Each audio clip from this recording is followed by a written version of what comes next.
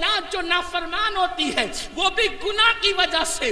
گناہ کو کیا سمجھتے ہیں, گناہوں کو کیا سمجھ رکھا ہے. آج ہر ماں باپ شکایت کر رہے ہیں, مولانا میرا بچہ فرما بردار نہیں ہے. میں کہتا ہوں تم نے اللہ کی فرما برداری کی ہوتی تو شاید تمہاری اولاد تمہاری نافرمان نہ ہوتی. مجھے بتاؤ جو اللہ کی نافرمانی کرے اس کی اولاد اس کی فرما برداری کیسے کرے؟ تو یاد رکھنا جو ماحول ہے صرف گناہ کی وجہ سے. مسلمانوں گناہ کرنا چھوڑ دو, گناہ کرنا چھوڑ دو, اللہ سے رشتہ جوڑ لو. پھر دیکھو کیسے کرم کی برسات ہوتی ہے, پھر کیسے چھما چھم کرم برستا ہے. اب یہاں ایک بات یہ کہنے میں آتی ہے کہ حضرت ٹھیک ہے گناہ کی بات تو روزانہ ہی سنتے ہیں, گناہ چھوڑنا چاہتے ہیں, گناہ سے چھٹکارا نہیں ملتا. یہ بات ہے, کوئی مسلمان ایسا نہیں جو گناہ کرنا چاہتا ہو, گناہ چھوڑنا چاہتے ہیں, چھٹکارا نہیں ملتا. بالکل ایسے ہی جیسے چور کمبل چھوڑنا چاہتا ہے لیکن کمبل چور کو نہیں چھوڑتا. تو گناہ سے چھٹکارا کیسے ملے؟ کوئی کہتا ہے یہ کرو وہ کرو وہ کرو وہ کرو. میں نے کہا کچھ نہ کرو, ایک بات کرو بس. اگر گناہ کی دنیا سے نکلنا ہے, اگر گناہ کے دلدل سے نکلنا ہے, اگر گناہ کی نحوست سے نکلنا ہے, اگر گناہ اور جرائم سے ہجرت کرنا ہے, میری بات نہ سنو, کسی کی نہ سنو, اللہ کا فرمان سنو. گناہ سے بچنے کا سب سے بہترین دستور قرآن میں موجود ہے. اگر گناہ سے نکلنا ہے تو میرا اللہ فرماتا ہے نماز پڑھنا شروع کر دے, تو خود گناہوں سے نکلتا چلا جائے گا. کیونکہ نماز میں اتنی طاقت ہے, نماز میں اتنا پاور ہے. اللہ ارشاد فرماتا ہے ان الصلاۃ تنہا عن الفحشاء والمنکر, بے شک نماز ہر برائی سے اور بے حیائی سے روک لیتی ہے. پتہ چلا نماز پڑھو گے, سجدہ کرو گے, خود بخود دل میں گناہ سے نفرت پیدا ہوگی, برائیوں سے نفرت پیدا ہوگی, جرائم سے نفرت پیدا ہوگی.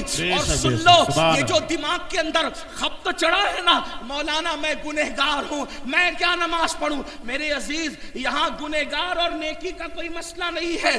میرے نبی نے تو انسان کو اللہ سے جوڑنے کے لیے کتنا خوبصورت قانون عطا کیا, کتنا حسین قانون عطا کیا. ایک بات آپ کو بتاؤں, حدیث میں جو ہے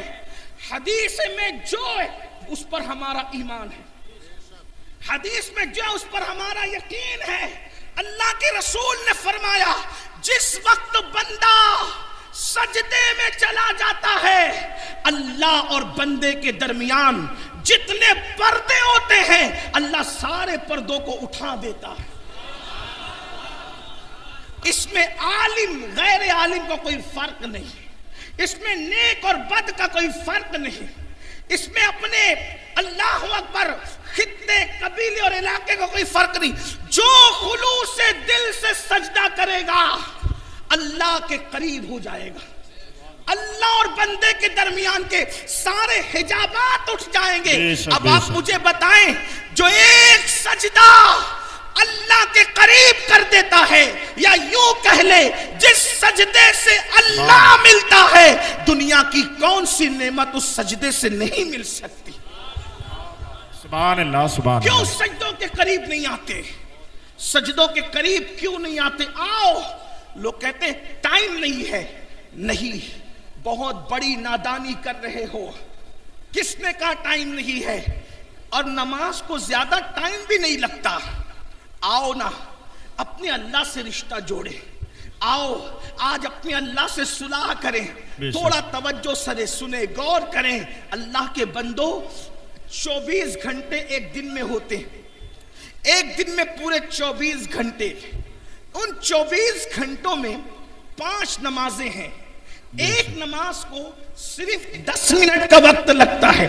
اور میرے جیسا آدمی اگر اجلت میں جلدی جلدی پڑھ لے, جسے کچھ آتا ہی نہ ہو, تو وہ 8-7 منٹ میں بھی ایک وقت کی نماز پڑھ سکتا ہے.